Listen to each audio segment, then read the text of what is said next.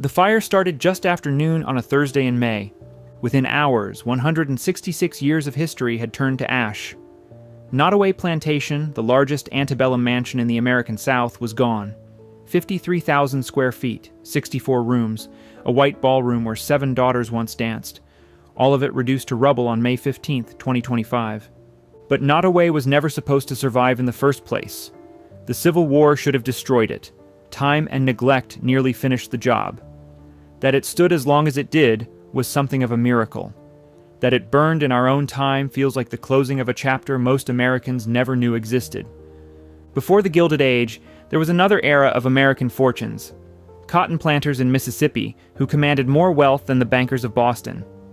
Merchant princes in New York who built marble palaces while the city around them was still mud and cobblestone. Immigrants who arrived with empty pockets and died richer than kings. By 1848, one man controlled nearly 1% of the entire American economy. His name was John Jacob Astor, and he was only the beginning. This is the story of what American wealth looked like before the robber barons arrived, the mansions they built, the empires they commanded, and the world that came crashing down when the first shots of the Civil War echoed across the South. Let's start where all great fortunes begin, with a young man who had nothing. Chapter 1. America's First Multimillionaire. He could barely write his own name. The letters came out crooked, the spelling atrocious. In polite New York society, men mocked his German accent and laughed at the way he wiped his hands on the tablecloth at dinner. He had no education, no refinement, no family connections. What he had was an understanding of money that bordered on the supernatural. John Jacob Astor was born in 1763 in Waldorf, a small village near Heidelberg in the German states. His father was a butcher. His childhood offered nothing that would suggest future greatness. Just the smell of blood, the grind of poverty, and 4 older brothers competing for scraps. At 16, he fled to London. 6 years later, he boarded a ship for the new American Republic. He arrived in Baltimore in the spring of 1784, carrying almost nothing. Some accounts say he had a few dollars. Others say he had 7 flutes he hoped to sell. What matters is what he did next. Within months, Astor found work beating dust from animal pelts on the New York waterfront. Beaver fur was valuable. The fashion houses of London demanded it for hats. Astor learned the trade from the ground up, literally scraping flesh from skins with his bare hands. His employers noticed something unusual. The young German seemed to understand instinctively what pelts were worth, what traders would pay, where the best furs could be found. By 1786, he had opened his own shop. Within a decade, he was bypassing middlemen entirely, traveling into the wilderness himself to trade directly with Native American trappers. He learned their languages. He earned their trust. He paid them fairly, or at least fairly enough that they kept coming back. The fur trade made him rich. But Astor understood something that his competitors did not. Fur was a commodity. Its value fluctuated with fashion and supply. Land, on the other hand, only moved in one direction. Manhattan in 1800 was a city confined to the southern tip of a long island. To the north lay farms, forest, and swampland. Most investors saw nothing worth buying. Astor saw the future. In 1799, he began purchasing property. Not the developed lots near the harbor where merchants crowded together, but empty acreage miles from the city center. Farmland that others dismissed. Rocky hillsides no one wanted. 5 years later, he acquired a 70-acre parcel at a place called Hellgate, overlooking the East River. A country house rose there for his wife Sarah and their children. It became known as the Astor Mansion. The strategy was simple and ruthless. Buy land. Never sell. Lease it to developers who built houses and shops on the property. When the leases expired after 21 years, everything on the land, every building, every improvement, belonged to Astor. He could renew the lease at a higher rate or simply take possession of structures he had never paid to build. New York kept growing. The city crept northward year after year, swallowing the farms and forests that Astor had quietly accumulated. His bet was paying off beyond anything he could have imagined. By 1830, the fur trade had declined. European fashion had moved on from beaver hats. Astor saw the shift coming and liquidated his fur holdings at the peak. He poured everything into Manhattan real estate. He also diversified into ventures that polite biographers later preferred to ignore. His ships carried opium to China. The profits were extraordinary. The Astor House rose on Broadway in 1836, directly across from City Hall. 6 stories tall with over 300 rooms, it became the finest hotel in America. Running water on every floor, gas lighting throughout, a dining room that seated 300 guests. Presidents stayed there. Foreign dignitaries considered it essential. When Abraham Lincoln arrived in New York in February of 1860 to deliver his famous address at Cooper Union, he checked into the Astor House. Astor himself lived modestly by the standards of his wealth. He spent his final years at Hellgate, wrapped in blankets, his mind slowly failing. Servants reportedly tossed him in the air each day to stimulate his circulation. He died on March 29, 1848. His estate was valued between $20 and $30 million. At the time, the word millionaire was so new that newspapers had to explain what it meant. Astor's fortune represented somewhere between 0.9% and 1.33% of the entire American gross domestic product. In modern terms, that would place him among the wealthiest human beings who ever lived. He left instructions for a library to be built in his name. The Astor Library opened in 1854 and later merged with other collections to form the New York Public Library. It was his only significant act of public generosity. His heirs took control of Manhattan. The Astor family would dominate New York society for 3 generations. They became the definition of old money, the established aristocracy against which every new fortune would be measured. When the Vanderbilts later tried to enter elite social circles, the Astors looked down on them as vulgar newcomers. But in 1848, the Vanderbilts were still running ferries. The Gilded Age had not yet begun. And John Jacob Astor, the butcher's son from a German village, the man who could barely sign his own name, had shown America what was possible. The age of great fortunes had arrived. Chapter 2. The Marble Palace.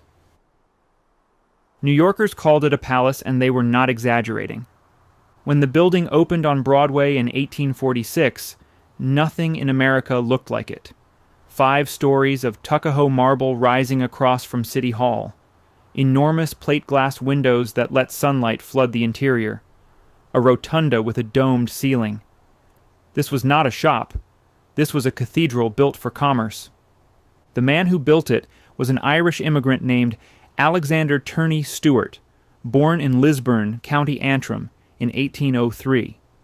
He came to New York as a young man, taught school briefly, then returned to Ireland to collect a small inheritance from his grandfather.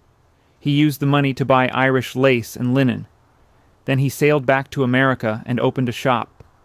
The first store was tiny, a rented room on Broadway, 12 feet wide and 30 feet deep. Stewart lived in the back, but he had a different vision than his competitors. He put price tags on everything. No haggling, no negotiation, no different prices for different customers. The price was the price. Women could browse without being pressured. They could compare. They could return. It sounds obvious now. In 1823, it was revolutionary. The Panic of 1837 destroyed dozens of New York merchants. Stewart survived by buying their inventory at a discount. Within 3 years, he was a millionaire. Within 6 more, he needed a building that matched his ambitions. The Marble Palace became more than a store. It became a destination. Women arrived by carriage to spend entire afternoons wandering the floors. Stewart installed full-length mirrors so they could admire themselves in the merchandise. He hired handsome young clerks. He created seasonal sales, fashion shows, special events. Shopping became entertainment. Mary Todd Lincoln was a regular customer. When she visited New York, Stewart personally escorted her through the store and presented her with a lace shawl worth a small fortune. The publicity was priceless. When the Civil War ended, Stewart ranked among the 3 wealthiest men in America. Only the Astors and the Vanderbilts could match him. He built a second store, even larger than the first, an iron-framed giant covering an entire city block between Broadway and 4th Avenue.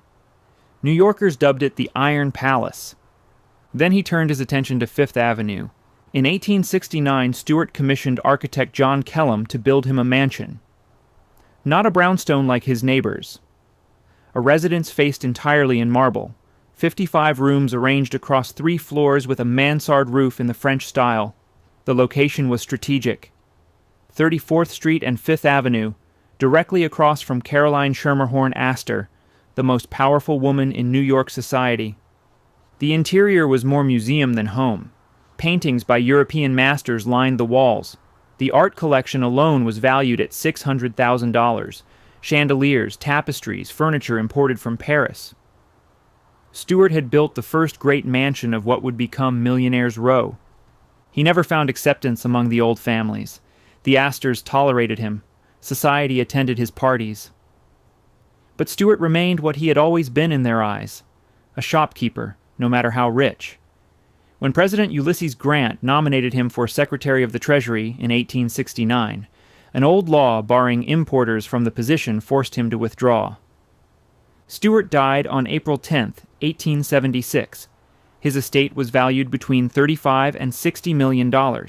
He left everything to his wife Cornelia. What happened next was a tragedy of misplaced trust. Cornelia handed control of the business to Judge Henry Hilton, her husband's lawyer. Within 6 years, Hilton had driven the retail empire into receivership. The fortune that took 50 years to build was largely destroyed in less than a decade. Cornelia died in 1886. The mansion on 5th Avenue was leased to the Manhattan Club, then demolished in 1901. Today, the Empire State Building stands on the site where Stewart once displayed his art collection. The Marble Palace on Broadway still stands. It served as offices for the New York Sun newspaper for decades. The facade is darkened with age, the retail floors long converted to other uses. But if you look up from the sidewalk, you can still see what Stewart built in 1846, a temple of commerce that changed the way Americans shopped. Chapter 3. The Cotton King's Castle. Frederick Stanton lived in his dream house for 9 months. Then he was dead. Yellow fever took him on January 4th, 1859. He was 64 years old. The mansion he had spent 8 years building, the grandest private residence in Mississippi, became a monument to a man who barely had time to sleep in its beds. But to understand what Stanton built, you first have to understand where he built it. Natchez, Mississippi, in the 1850s, was not what most Americans picture when they think of the antebellum South. This was no backwater of cotton fields and country farmers. Before the Civil War, Natchez had more millionaires per capita than any city in America. More than New York. More than Boston. More than Philadelphia. The wealth came from cotton. Over half of all American exports in this period were Southern cotton, and much of it flowed through Natchez. The city sat high on a bluff overlooking the Mississippi River. Steamboats lined the waterfront. Commission merchants like Stanton brokered deals worth fortunes. Planters who owned thousands of acres built mansions along the bluff to announce their status to every passing vessel. Stanton was not born to this world. He arrived from Ireland in 1815, a young man of 21 with no money and no connections. County Antrim, near Belfast, the same region that produced A.T. Stewart. Something in that Irish soil bred men who understood how to accumulate wealth in America. He started as a clerk. He learned the cotton trade. He married Huldah Helm, daughter of a respected local family. Year by year, he built his fortune as a broker and planter, buying and selling cotton, acquiring land, expanding his holdings. By 1849, Stanton had enough money to purchase an entire city block in the heart of Natchez. He hired Thomas Rose, a local builder, to design something worthy of his success. Construction began in 1851. 6 years later, the house was finished. Stanton called it Belfast, after his homeland. Everyone else called it Stanton Hall. The mansion occupied the full block, surrounded by wrought iron fencing with elaborate gateposts. 2 stories of white painted brick rose behind a colonnade of Corinthian columns. The ceiling soared 17 feet high. The cypress doors stood 15 feet tall. Carrara marble mantels imported from Italy framed the fireplaces. Bronze chandeliers from France hung in every major room. Sheffield silver hardware adorned the doors. The total cost was approximately $83,000. In modern terms, several million. Local craftsmen, many of them enslaved, created the ornate woodwork and plasterwork that decorated every surface. Their skill rivaled anything produced in New York or London. Natchez had its own class of master artisans, and Stanton hired the best. The White Ballroom was designed to host the social events that defined status in Natchez society. This was a city obsessed with display, with hierarchy, with proving that Southern wealth could match or exceed anything the North could produce. Stanton Hall was his entry into that competition. He moved in sometime in early 1858. Months later, he was gone. Huldah Stanton lived in the mansion for another 35 years. She raised their children there, survived the Civil War there, watched Union soldiers occupy Natchez there. When she died in 1893, the house passed out of the family. It became Stanton College for young ladies. It passed through various owners. By the 1930s, it had fallen into disrepair. The Pilgrimage Garden Club of Natchez purchased it in 1938 and began restoration. Today, Stanton Hall is a museum and event venue. The chandeliers still hang. The marble mantels still frame the fireplaces. The ballroom still hosts gatherings, though the guests now pay admission rather than receive invitations. Frederick Stanton built his castle to last forever. He just never got to live in it. Chapter 4. The largest mansion in the South. 53,000 square feet, 64 rooms, 165 doors, 200 windows, an acre of floor space spread across 3 stories. John Hampton Randolph did not want a house. He wanted a castle. Randolph came from Virginia aristocracy. His family had been prominent in the state for generations. His father served as a federal judge, appointed by President James Monroe. But Virginia was old money, old land, old limitations. Louisiana offered something else: sugar. In 1842, Randolph moved his wife Emily and their growing family to a cotton plantation he named Forest Home. Within 2 years, he had converted the operation to sugarcane. The decision transformed his fortunes. Sugar tripled his earnings over cotton. He began acquiring land relentlessly: neighboring plantations, swampland, river frontage. At his peak, Randolph controlled over 7,000 acres and owned 176 enslaved people. By 1855, he was ready to build. He purchased a 1,000-acre tract facing the Mississippi River in Iberville Parish. He wanted every steamboat captain rounding the bend to see his house and understand exactly who lived there. In 1857, he hired Henry Howard, the most sought-after architect in New Orleans, and gave him a single instruction: spare no expense. Construction took 2 years. Enslaved workers made bricks from clay dug on the property. Cypress timber came from nearby swamps. Craftsmen installed baccarat crystal chandeliers, hand-carved marble mantels, Dresden porcelain doorknobs. Every floor had a bathroom with running water and flushing toilets. Gas lighting illuminated every room. In 1859, these were luxuries that most American hotels could not offer. The White Ballroom became the centerpiece. Randolph had it painted entirely white, walls and floor and ceiling, to showcase the beauty of his 7 daughters. 6 of them married in that room. When construction finished, Randolph did something unusual. He destroyed the architect's plans. No one would ever build a copy of his house. Nottoway was the largest antebellum mansion in the South. Only one other plantation house in Louisiana, Belle Grove, was larger. It burned in 1852. Nottoway stood alone. Then came the war. Randolph sent his sugar equipment to Texas to keep the business running. Emily stayed behind with the younger children. Union and Confederate soldiers both passed through. Someone fired a cannon that chipped a column, but the house survived. Unlike so many others, Nottoway was never burned, never looted, never abandoned. Randolph struggled financially after emancipation, but held on to his land. He died in 1883, still living in the house he built. His widow sold the plantation 6 years later. It passed through various owners for the next century. A doctor tried to run it as a sugar operation. His widow lived there alone for decades, unable to maintain it properly.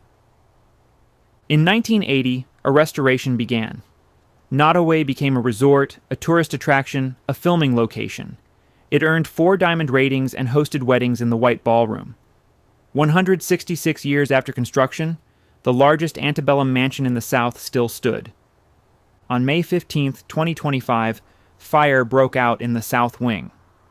By evening, the main house was gone. The outbuildings survived. The family cemetery remains.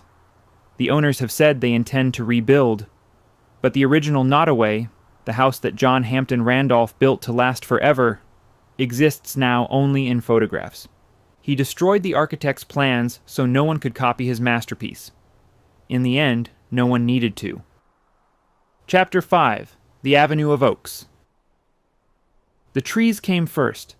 28 live oak saplings planted in 2 perfect rows leading from the Mississippi River toward the horizon. Someone put them in the ground around 1700, long before Louisiana belonged to the United States. Long before anyone imagined sugar fortunes or Greek revival mansions, just trees. By the time Jacques Telesphore Roman III arrived at the property in 1837, those oaks had been growing for over a century.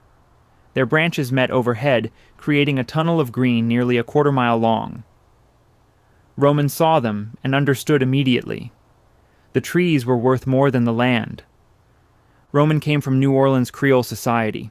His family had money, connections, and French refinement that set them apart from the rougher planters upriver. His brother André built Valcourt Aimé's plantation house, considered the finest in Louisiana until it burned. Jacques wanted something equally impressive. The oaks gave him his design. He commissioned architect Joseph Pilley to build a house at the end of that oak canopy, Greek revival style, 28 Doric columns to match the 28 trees. The symmetry was deliberate. Everything about Oak Alley was designed to be photographed, though photography barely existed yet. Construction took 2 years. The house rose on brick piers to protect against flooding. Galleries wrapped around both floors, shading the interior from Louisiana heat. The detailing was restrained compared to Nottoway or Stanton Hall. No elaborate plasterwork, no imported chandeliers. The oaks were the statement. The house was just the backdrop. Jacques Roman moved in around 1839 with his wife Selina and their children. He ran a successful sugar operation, planting cane in the rich alluvial soil between the river and the swamps. Approximately 100 enslaved workers lived in quarters behind the main house, hidden from view. Roman had borrowed heavily to build. The house cost money. The sugar operation required constant investment. Steamboat passage, equipment, labor. Within 9 years, the debts had overwhelmed him. Jacques Roman died in 1848. Financial pressure appears to have contributed to his early death. Selina was left with the plantation, the debts, and 5 children. Most widows would have sold. Selina Roman held on. She managed Oak Alley through the 1850s, one of the few women running a major Louisiana sugar plantation. She maintained production levels and slowly reduced the debt load. Practical, determined, unwilling to abandon what her husband had built. Then came the war. Oak Alley sat directly on the Mississippi River, which made it strategically valuable and dangerously exposed. Union gunboats controlled the waterway by 1863. Federal troops occupied the plantation. They used the house as headquarters. They confiscated sugar. They freed the enslaved workers who had made the operation profitable. The house stood when the war ended. Belle Grove burned. Dozens of other plantation houses burned.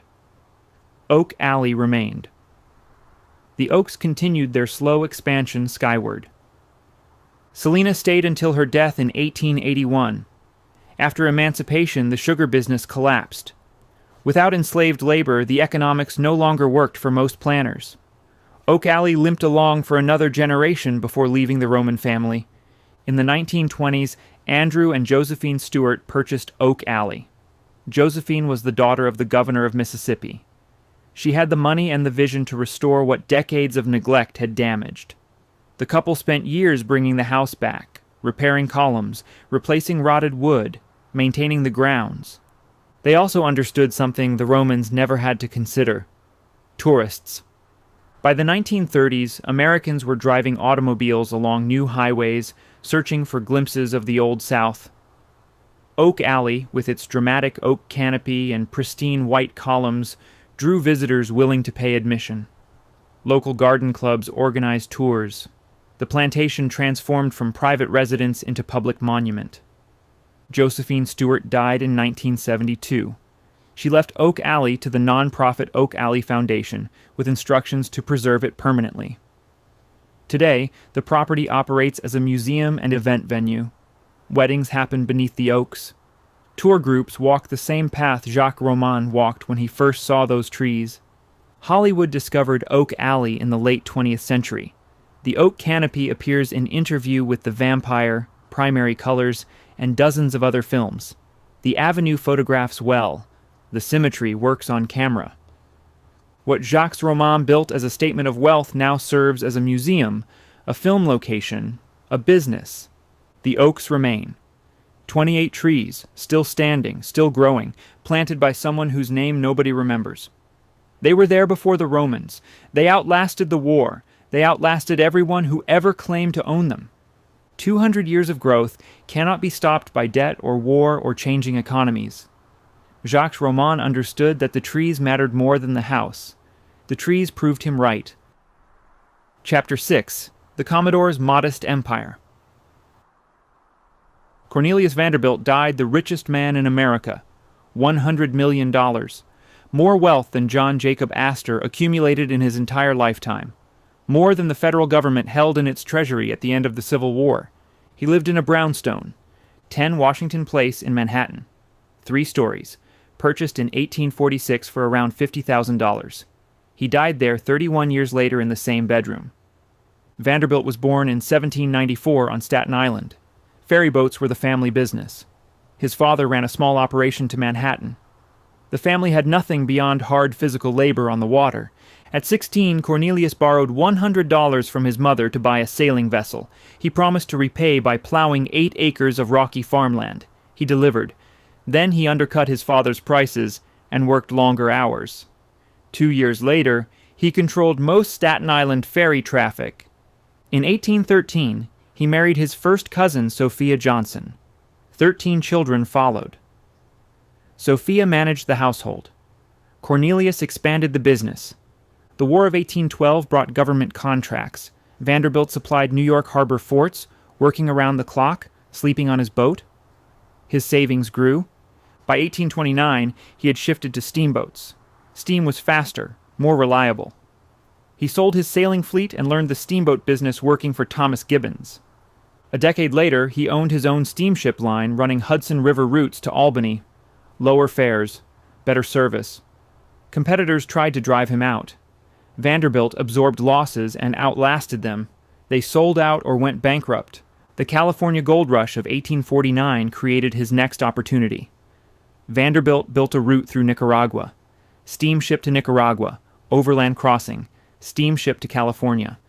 Faster than overland, cheaper than Cape Horn, thousands of passengers monthly, extraordinary profits. By 1860, he had accumulated $15 to $20 million. He was approaching 70. Railroads were next. The Civil War proved railroads were replacing steamships for domestic transportation. Vanderbilt bought the New York and Harlem Railroad, the Hudson River Railroad, then the New York Central, running from New York to Buffalo. He fought a proxy battle and won. By 1867, he controlled the most important rail corridor in the eastern United States. His fortune grew exponentially. By 1870, somewhere between $60 and $80 million. Sophia died in 1868. Vanderbilt remarried a year later to Frank Armstrong Crawford, a distant cousin from Mobile, Alabama. She was 45. He was 76. On January 4, 1877, Cornelius Vanderbilt died at age 82. Estate value, approximately $100 million. He left the overwhelming majority to his eldest son, William. His other children received modest inheritances. Some received nothing. He left $500,000 to establish Vanderbilt University in Nashville. The Commodore believed in earning money, not giving it away. William turned $100 million into $200 million. His son built a mansion on Fifth Avenue that cost $3 million. His grandson built Biltmore, the largest private residence in America. 250 rooms. The Commodore lived in a brownstone. Chapter 7. Paulding's Folly. William Paulding wanted a castle. In 1838, Paulding hired Alexander Jackson Davis, the most innovative architect in America. They chose a site in Tarrytown overlooking the Hudson River, 30 miles north of Manhattan, 60 acres of wooded land with views across the water. Davis delivered Gothic. The house rose in pale stone with asymmetrical massing, pointed arches, and a tower dominating the roofline. Diamond-paned windows, elaborate tracery, crenellations along the parapets. Nothing in America looked like it. Paulding's neighbors called it a folly. Gothic was considered foreign, gloomy, unsuitable for a modern republic. Greek Revival represented democracy. Gothic represented medieval aristocracy. Paulding named the estate Knoll and lived there until his death in 1849. His son inherited but found it expensive to maintain. In 1864, he sold to George Merritt, a Manhattan merchant who had made his fortune trading with China. Merritt brought Davis back. The architect doubled the size of the original structure, adding a massive north wing, expanding the tower, creating new galleries and reception rooms. He filled the house with Asian art and artifacts. He renamed it Lindenhurst, later shortened to Lyndhurst.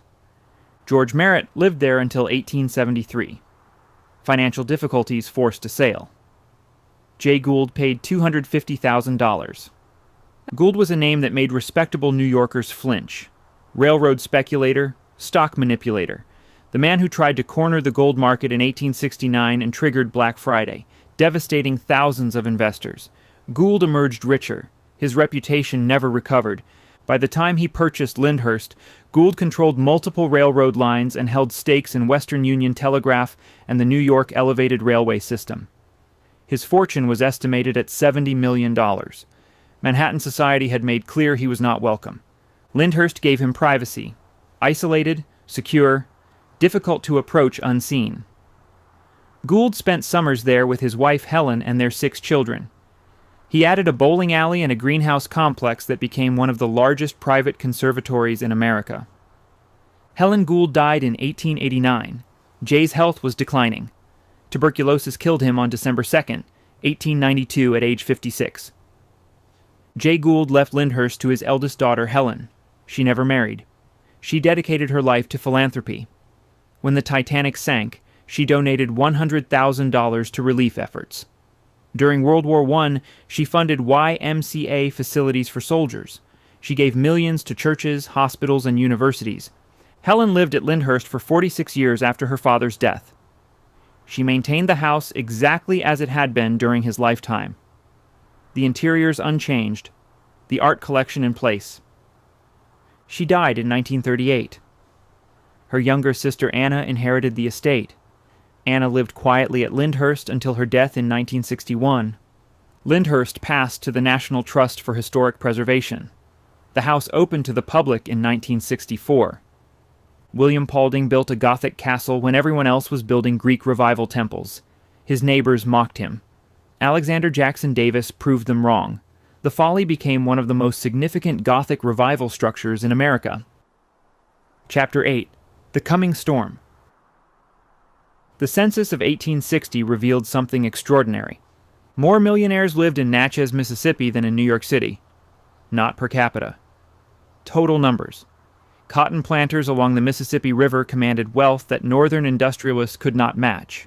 The richest people in America lived in the South. 4 years later, that world was gone. The Civil War did not simply interrupt Southern fortunes, it annihilated them. The wealth of the plantation South rested on 2 foundations: land value and enslaved labor.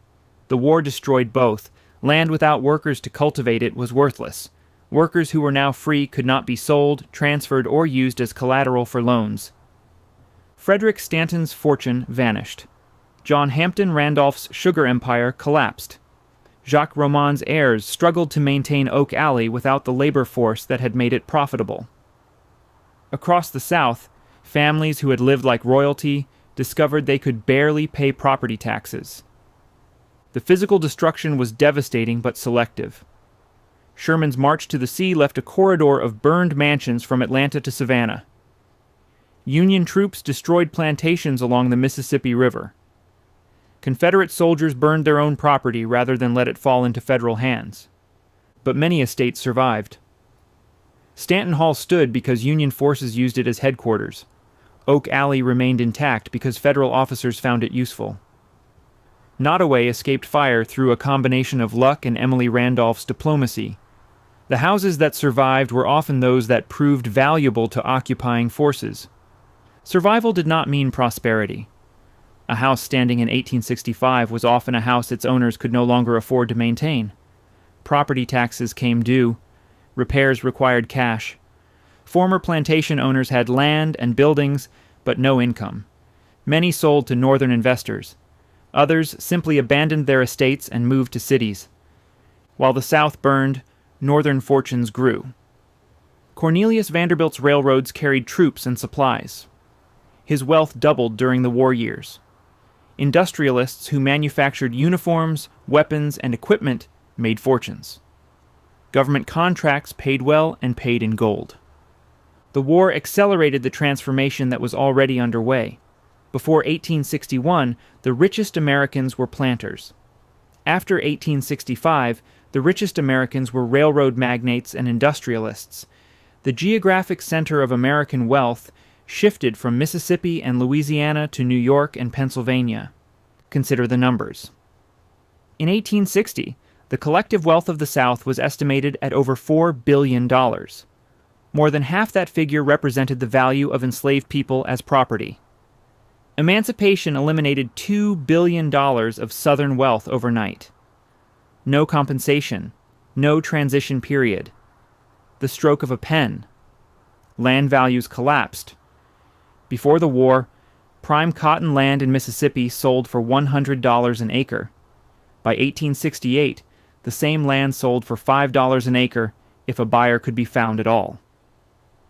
Plantation owners who had been millionaires discovered they were bankrupt.